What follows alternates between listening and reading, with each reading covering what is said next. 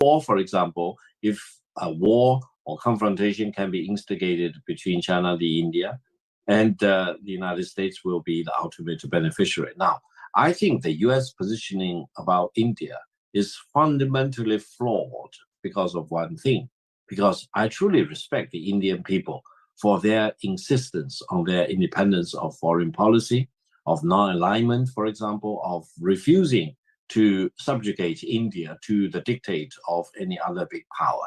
Now, if the United States believe that they can really dictate the terms to India and force India onto the bandwagon of hostility against China, I don't think the American government will ever achieve that goal, because the Indian people and the Indian government really have their independence of the mind. They don't want to lose the sanity of their own judgment to the dictate of another third power. They were ruled by the British for a couple of centuries, for example, as second-class citizens, and they do not want to repeat that sad history in their past, and they want to always be the master of their own destiny, controlling the future of their own country and economic development. Therefore, I hope if the United States really care about the Indian people, they need to make good investment in India. They need to encourage India's industrialization, urbanization, development of the high technology, for example, sharing of the technologies in AI development and many other things, rather than only focusing on Cold War mentality and try to bind India onto the bandwagon of geopolitical maneuverings of the United States against China.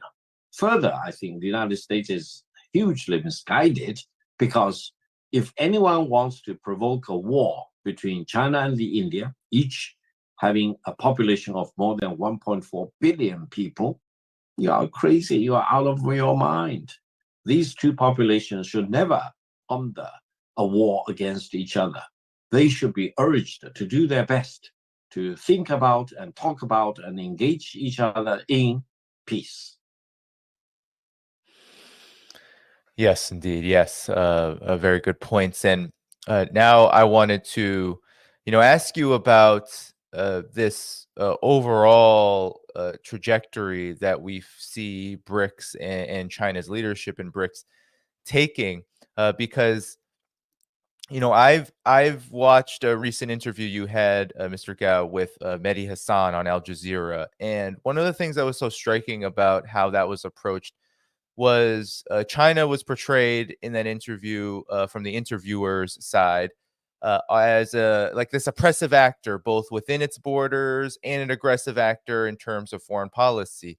And I wanted to ask you, Mr. Gao, how BRICS and how China's role in BRICS can educate maybe audiences in the West about what the reality actually is when it comes to China's role, both geopolitically and perhaps how human rights have been used as a weapon to delegitimize China's role, both in the world as well as taking care of its own domestic affairs.